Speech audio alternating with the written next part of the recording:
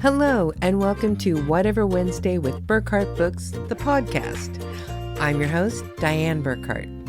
I hope you'll subscribe and join me every Wednesday for, well, whatever. Let's get on with our show today. Today is February 16th, 2022. Welcome to another episode with me, Dianne Burckhardt. I'm getting off to a bit of a late start today because there is major construction being done on our building right now. I had to wait for the workmen to leave before I could record anything. No amount of editing was going to get rid of the backhoe clanging right outside my office window. It was impressive how loud it actually was. I hope you're all having a wonderful week. And to my friends and family back in Kansas, I hope you can get out today before the next winter storm hits to stock up on essentials so you can stay inside where it's warm after the storm actually hits. Weird as it may seem to some people, I really miss the snow. The last big snowstorm I saw was the day before our wedding in 2013. That day, Kansas actually had the worst snowstorm in about a decade, the day right before our wedding. We had people coming in from South America, from Colorado, from Florida, from Oklahoma, and they all got to do it in the worst snowstorm in years. They will never know exactly how much I appreciated all of them making that trip. While all that snow did make travel tough for many of the people coming to our wedding, it made for some beautiful wedding photos. I mean, seriously, they are just amazing with all of that fresh snow on the ground. You always have to look for the silver lining in things like that. One thing we will always look forward to with a good snow day was making snow ice cream. If you have never done this, you really need to try it at least once. It's a very simple recipe too. You just need a good deep snow so that you're sure that you're getting the cleanest snow possible. And always be sure to avoid any yellow snow. I don't care what your older siblings tell you, it is not lemon flavored. I have heard from some people say that it's best to even do it the second snow of the year, or the third or the fourth, but whatever, don't use the first. I guess there's something about it being able to pull the dirt and things out of the air. In the second snow, you get a better clean snow drift or something like that. All I know is that we loved doing this when I was little.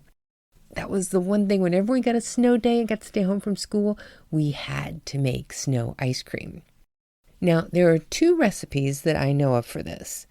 Both of them are so simple. One recipe uses milk and sugar, which is the recipe I grew up with.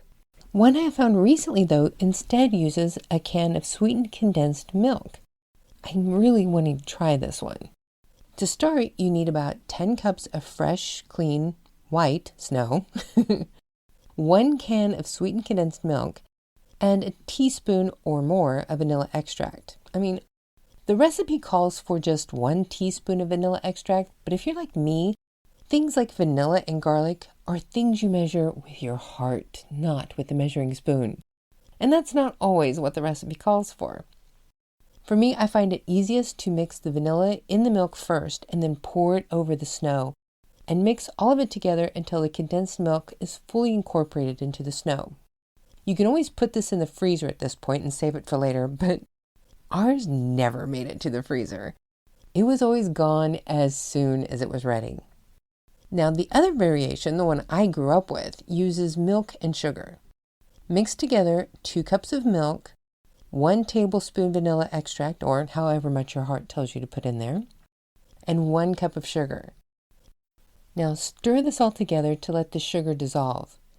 When the milk mixture is ready, just pour it over your bowl of snow and combine. All that's left to do is enjoy it. And you can always have a little fun with it, throw in some chocolate chips or some strawberries, maybe even add a little whipped cream. The possibilities are endless. Now, of course, you can always make some different variations on this too. If you want to make it vegan, use something like almond milk or oat milk. And if it's the sugar you want to avoid, maybe try making fruit slushies instead. If you have fruit juice in the house, just pour that over your snow and mix it up. If you have fresh fruit, Stick that in a blender with a little water and make your own fruit puree to pour over the snow. You can get really creative with this. And right now, we have a spoiler alert. So if you do not like to know anything about a book before you read it, I just have a few sentences I want to share about my work in progress, Into the West Family Ties. So cover your ears for about, a minute. Just count to 10 and we should be good. Or make it 30. So here they are. I've been thinking about putting snow ice cream in this next book. At one point in this story, several families are celebrating Christmas, and this would be such a great treat for the families out west to have. I mean, they're living where there's no ice cream shops and there's no refrigeration. So what better than to have them do something like this as a holiday treat? Okay, spoilers are over. Now, last week I told you about National Hooty Hoo Day, which is coming up this Sunday. So if you feel like it, you can run outside, throw your hands in the air, and yell hooty hoo to celebrate this national day. But did you know that Sunday is also National Love Your Pet Day? Now, if you follow my social media at all, you know I love my Russian rescue dog, Shaggy.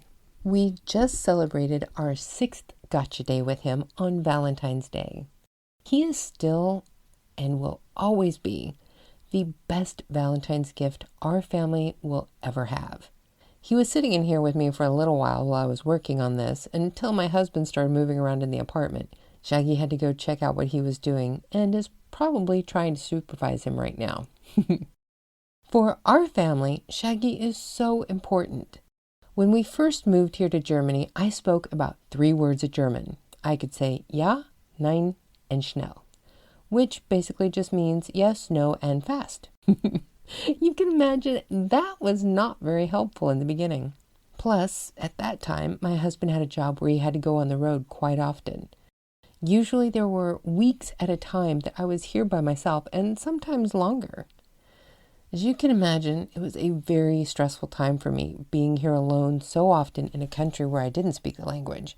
And it was especially stressful for me when you consider my unique neurological conditions that I have to deal with. To help me manage my stress, my husband found Shaggy for me.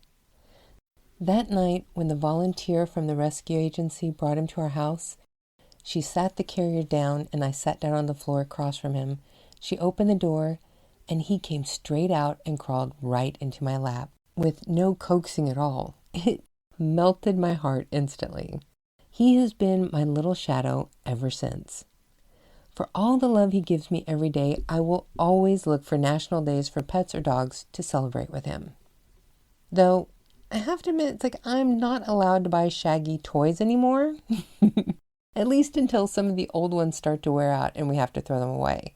I can't get too upset with my husband about imposing this rule because Shaggy already has more toys than I think I did as a child. So since we can't celebrate Love Your Pet Day with new toys, he will be getting his usual liver cake. I make this for all of his celebrations, and it is so simple to make. I boil chicken livers and I mix in chopped potatoes, carrots, and a little spinach, and sometimes I'll add rice or a little pasta. When it's done, I put it all in a food processor to blend it smooth, and then add oats until I get a paste that I can form into patties. And the great thing is, these things freeze so well. So one batch can take care of celebrations for an entire year. Now, I would love for all of you to share some of your stories and photos of you with your pets. What do you do to show them love? Do you cook for them? Buy them toys? Take them with you everywhere?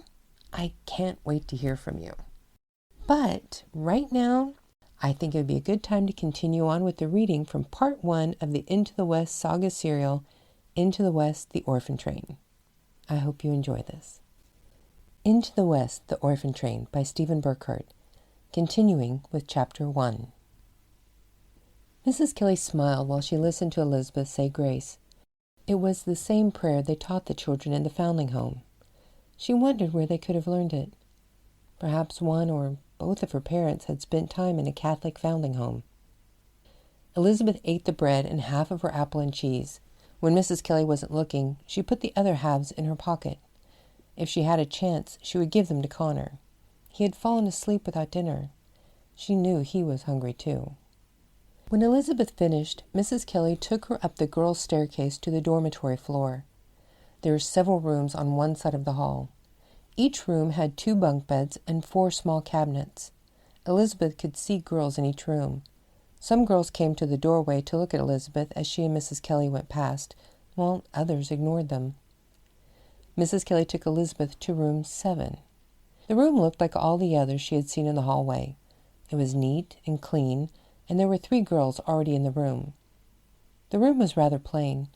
The walls were painted a light gray, and the furniture was all natural wood. There were no decorations, except for a single cross on the wall. The bed linens were all white.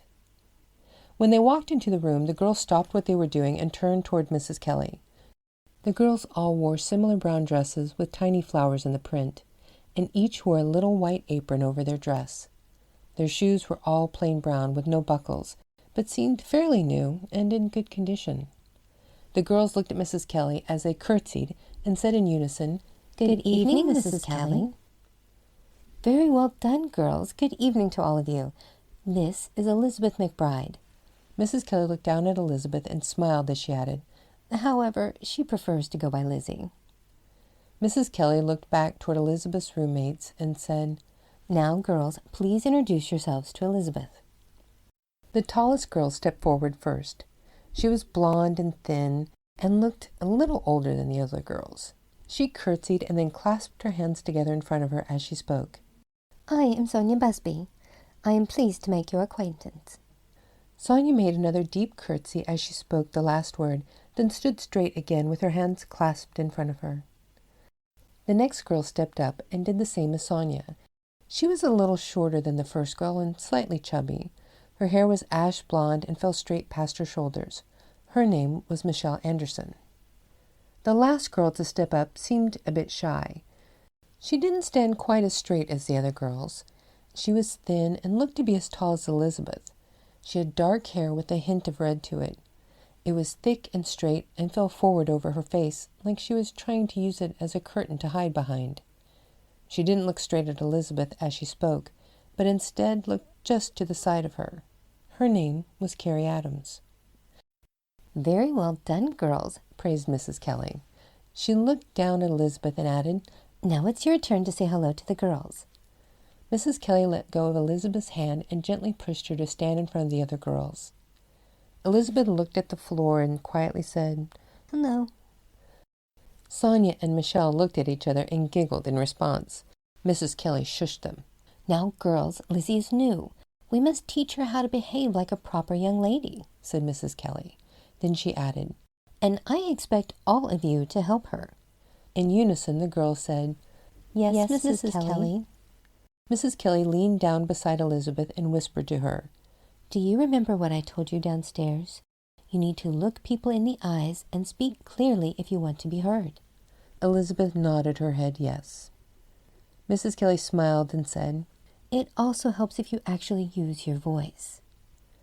Elizabeth nodded her head again and said, "Yes, Mrs. Kelly." "Good. Now let's give it another try then, shall we?" asked Mrs. Kelly. Elizabeth stood up straight and looked at the girls and clearly said, "Hello." "This is much better, Lizzie." Mrs. Kelly smiled. "Now curtsy and say your full name." Elizabeth made a somewhat awkward curtsy, then spoke. "I'm Elizabeth McBride, and I'm pleased to make your acquaintance." Mrs. Kelly could tell Elizabeth would learn quickly.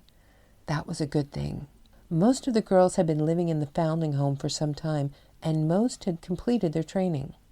Elizabeth would have to learn quickly if she was going to be ready to join them for a chance at placement this coming Friday.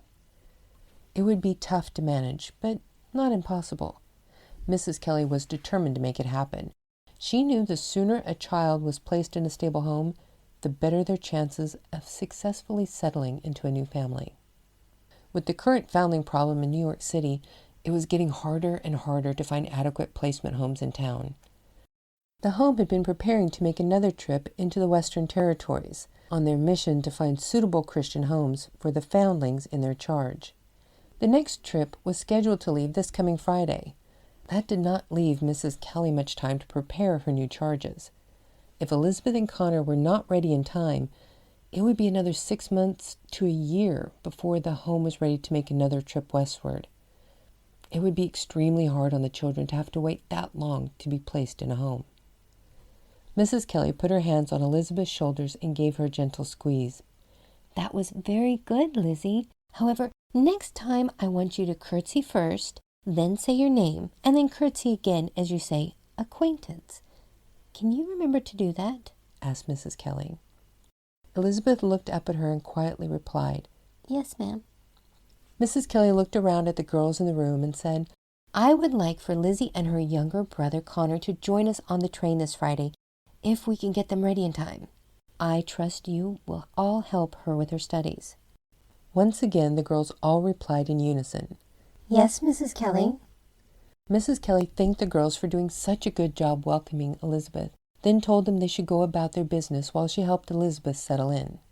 As the girls went back to what they had been doing, Mrs. Kelly showed Elizabeth which bunk she would sleep in and which cabinet would be for her clothes. Mrs. Kelly told her there was a room downstairs with clothes that had been donated for the children in the home. Tomorrow, after breakfast, they would pick out new clothes for her and Connor. Elizabeth looked at her bed. She had never slept in a bed alone before, and she didn't like the idea now. She suddenly felt very alone as she thought about Connor and her mother. Tears started slowly sliding down her face again. Elizabeth wanted to go home, even if home was a drafty tent in shanty town with no bed and no food. At least Mama was there, and she could curl up between Mama and Connor where she always felt safe and loved. Mrs. Kelly saw the tears on Elizabeth's face. She sat down on the bed and took Elizabeth's hands in hers and patted them as she said, There.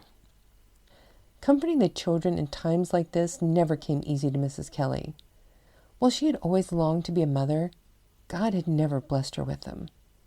Growing up an only child, she never had first-hand experience with children until she came to work for the foundling home.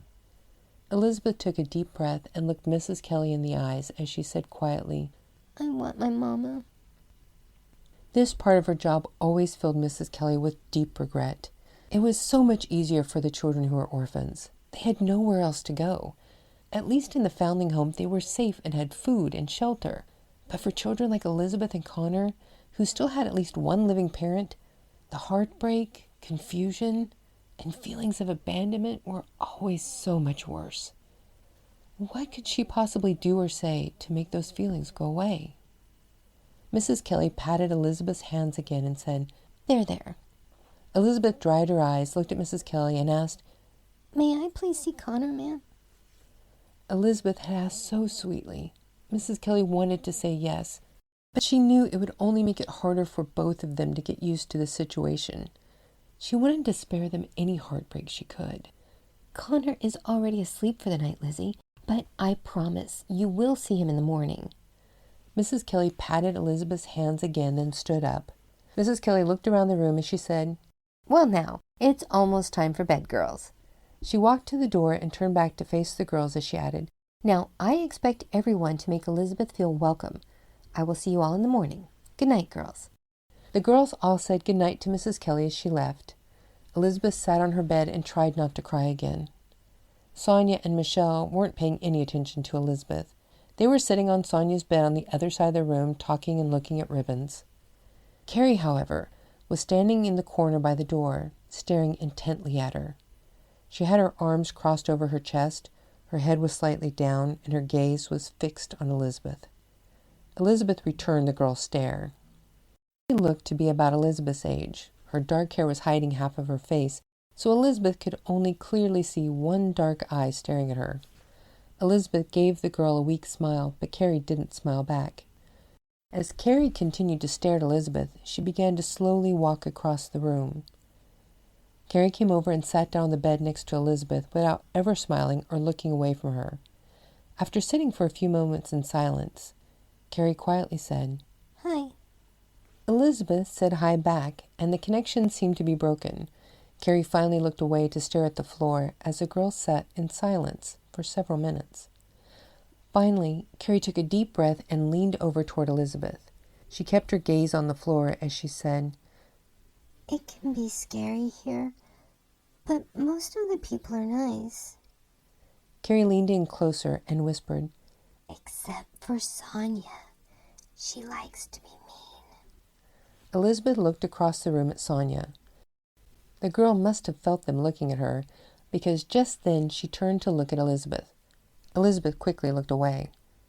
Elizabeth couldn't stop thinking about Connor. She turned back to Carrie and said, I need to go check on Connor. Can you help me? Who's Connor? asked Carrie. He's my little brother. Sister Mary Agnes took him earlier, and I don't know where he is, answered Elizabeth. Carrie looked shocked and shook her head no. You can't go to the boys' side, She whispered, you'll get in trouble. But I need to make sure he's okay. said Elizabeth. She reached into her pocket and pulled out the apple and cheese she had saved for Connor and held it out to show Carrie. I need to give him this. He fell asleep before Mrs. Kelly took me to the kitchen and gave me food. I know he's hungry. Carrie covered the food with her hands and pushed it back towards Elizabeth.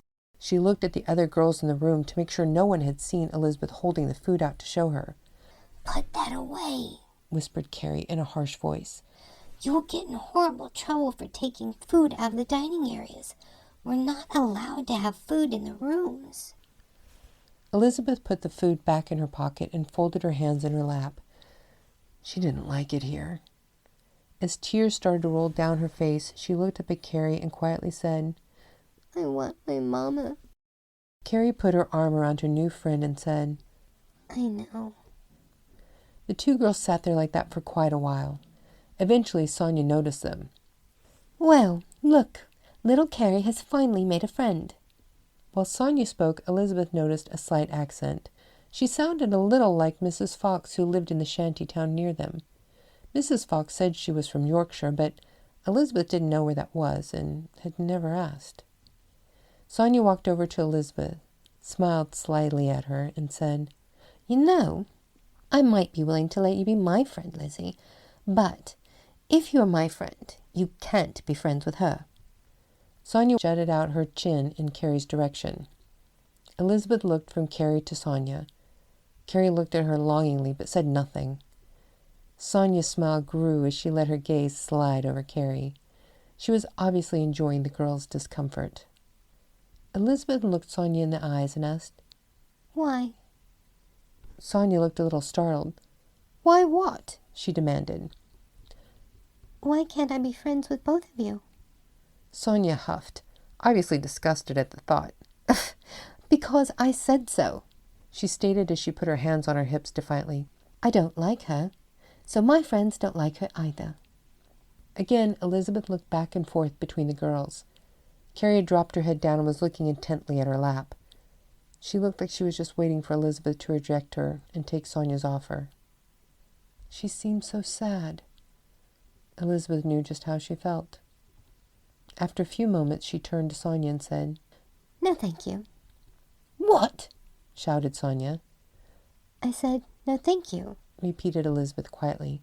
If I have to choose, I'd rather be friends with Carrie. You are a stupid girl, yelled Sonia. No one else is going to be friends with you if I tell them not to talk to you. Sonia leaned in close to Elizabeth's face and in a quiet voice added, So what do you think about that? Elizabeth looked at Carrie again, who was sitting quietly beside her, staring at her hands in her lap. She seemed to be trying very hard not to be noticed. Elizabeth made up her mind and looked back at Sonia and said just one word. Okay. Then she gave the girl a slight smile. Sonia could not believe anyone would reject her like this. How could this girl choose to be friends with Carrie instead of her? Sonia had been able to bully all of the other girls into shunning Carrie, and she didn't like it when someone wouldn't do what she told them to do. Sonia was furious and started to pull her hand back to slap Elizabeth when a bell began to ring in the hallway. Sister Mary Catherine was walking down the hall ringing the bell to signal it was time for the girls to get ready for bed. Sonia dropped her hand and pointed her finger at Elizabeth instead, getting very close to Elizabeth's face as she said, You're going to be very sorry, Dizzy Lizzie.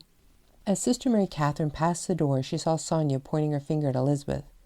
The sister stepped up to the doorway and asked, Is everything all right here, girls? Sonia, you know it's not polite to point. Sonia turned to the sister with a sweet smile on her face and curtsied to the sister as she spoke. Yes, sister, I know, but I was just trying to show Lizzie where she had something hanging out of her nose. It was very unappealing to see and not ladylike at all. I'm sorry I pointed at it, sister, but I was only trying to be helpful. Sonia clasped her hands behind her back as she began to sway a little while she smiled at the sister. Elizabeth found it disturbing how quickly Sonia could go from being extremely angry one minute to acting calm and sweet the next. Something about it just didn't seem right. The sister smiled at Sonia and said, Well, that was very nice of you, Sonia. The sister then looked at Elizabeth and asked, Do you need a handkerchief? No, thank you, sister. I have one. Elizabeth pulled her handkerchief out of her sleeve, enough to show the sister she had one. All right, then. It's time to get ready for bed, girls. The girls all said, Yes, sister, in unison. Sister Mary Catherine smiled at them all and then continued on down the hall, ringing her bell. When the sister was well down the hall, Sonia slowly turned back toward Elizabeth. She looked down at her dress and began running her hands over the front of her apron, smoothing out the material in a deliberate, ordered manner. In a sweet, sing-song voice, Sonia spoke. You're just lucky I didn't get in trouble because of you, Dizzy Lizzie. Sonia stopped fussing with her dress and clasped her hands in front of her as she gave Elizabeth an unsettling smile. Elizabeth sat on her bed looking back at Sonia. After about a minute, Elizabeth smiled slightly. Sonia frowned at her. Why are you smiling, Dizzy Lizzie? Sonia asked. Elizabeth smiled a little wider and said, I kind of like that nickname, Dizzy Lizzie. It's cute. Sonia let out a huff and went back to where Michelle was. Sonia whispered something in the girl's ear as she glared at Elizabeth. Then both girls laughed.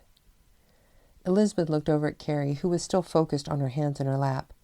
Without looking up, very quietly, Carrie said, Thank you. Elizabeth smiled slightly as she reached out and took hold of her friend's hands. You're welcome, Carrie. Carrie finally raised her tear-filled eyes to meet Elizabeth's as she smiled.